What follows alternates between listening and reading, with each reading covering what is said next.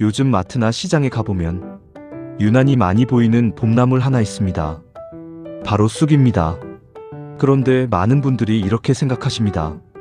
쑥? 그냥 향 좋은 나물 아닌가? 그거 먹는다고 뭐가 달라지겠어? 하지만 오늘 이 영상은 그 생각을 완전히 바꿔드릴 겁니다. 특히 혈당이 걱정되시는 분들이라면 지금 이 내용 반드시 끝까지 보셔야 합니다.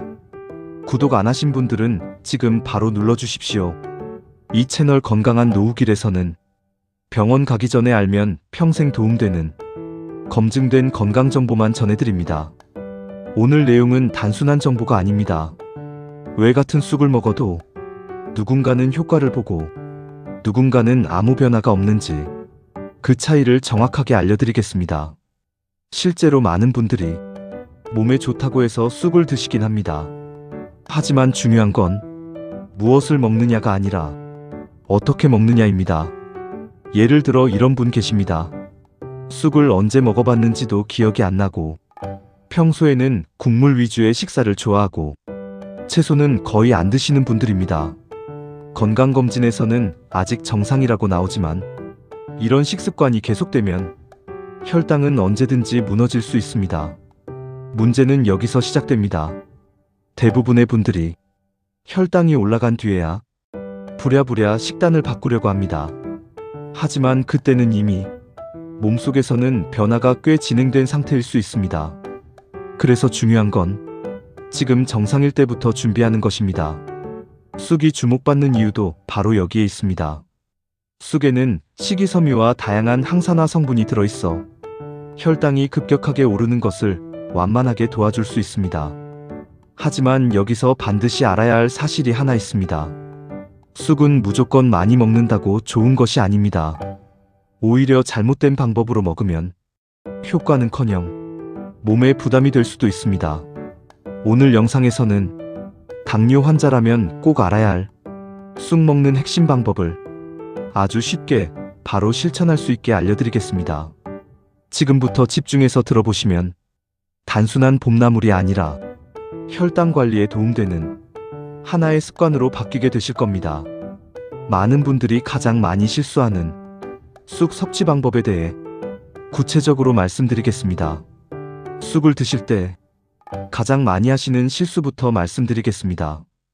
바로 맛있게 먹기 위해 다른 재료를 더하는 것입니다. 쑥떡, 쑥전, 쑥튀김 이렇게 드시는 분들 많습니다. 물론 맛은 좋습니다. 하지만 혈당 관리 관점에서는 이 방법이 문제가 될 수 있습니다. 왜냐하면 밀가루, 설탕, 기름이 함께 들어가면서 쑥의 장점은 줄어들고 오히려 혈당을 빠르게 올리는 식사가 되기 때문입니다. 특히 평소에 국물 요리를 좋아하시고 채소를 잘 안 드시는 분들은 이런 방식으로 쑥을 접하게 되는 경우가 많습니다. 그래도 쑥 들어갔으니까 괜찮지 않나? 이렇게 생각하실 수 있습니다. 하지만 현실은 반대입니다.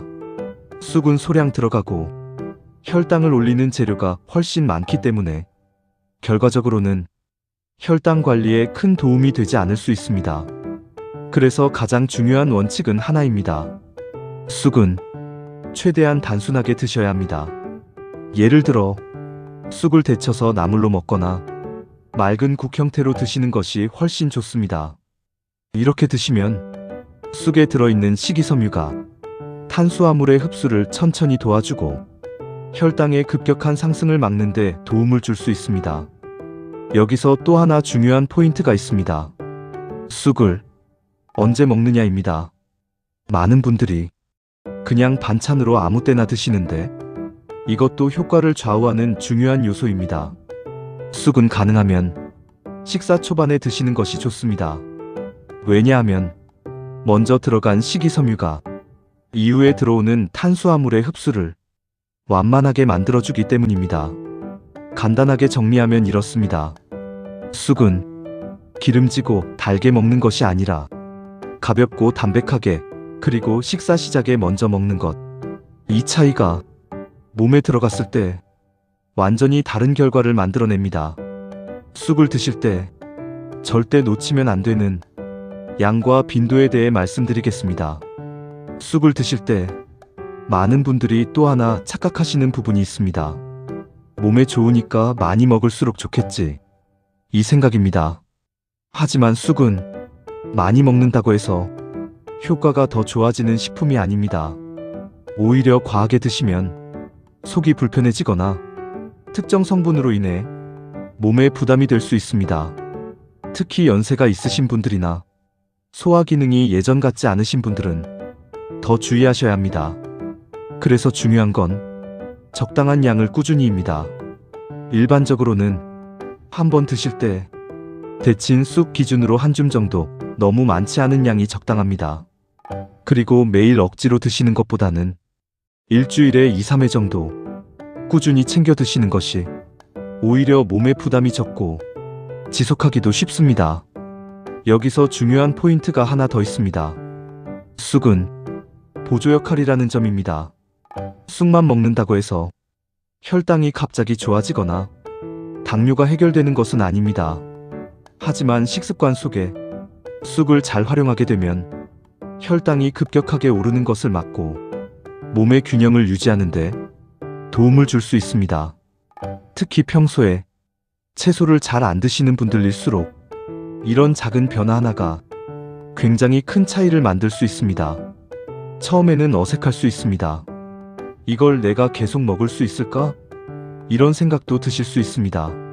하지만 중요한 건 완벽하게 하는 것이 아니라 조금씩 바꾸는 것입니다. 국물 위주의 식사에 쑥 나물 한 가지를 추가하는 것, 이 정도만으로도 몸은 충분히 반응하기 시작합니다. 건강은 큰 결심이 아니라 작은 습관에서 바뀝니다. 쑥을 드실 때 꼭 하나 더 체크하셔야 할 부분이 있습니다. 바로 어떤 쑥을 어떻게 준비하느냐입니다. 많은 분들이 봄이 되면 직접 쑥을 캐서 드시거나 시장이나 마트에서 구매하십니다. 여기서 중요한 건 쑥의 상태입니다. 너무 억세고 오래된 쑥은 식감도 떨어지고 소화에도 부담이 될 수 있습니다. 가능하면 부드럽고 어린 쑥을 선택하시는 것이 좋습니다. 또 하나 중요한 과정이 있습니다. 바로 데치는 과정입니다. 쑥은 생으로 드시기보다는 가볍게 데쳐서 드시는 것이 좋습니다. 끓는 물에 짧게 데친 뒤 찬물에 헹궈 쓴맛을 줄이고 먹기 편하게 만드는 것이 중요합니다. 이 과정을 거치면 위의 부담도 줄어들고 꾸준히 드시기도 훨씬 수월해집니다. 그리고 보관 방법도 중요합니다. 쑥을 한 번에 많이 사두고 오랫동안 보관하면 신선도가 떨어지면서 영양과 맛이 함께 줄어들 수 있습니다. 가능하면 소량씩 구매해서 신선할 때 드시는 것이 가장 좋습니다.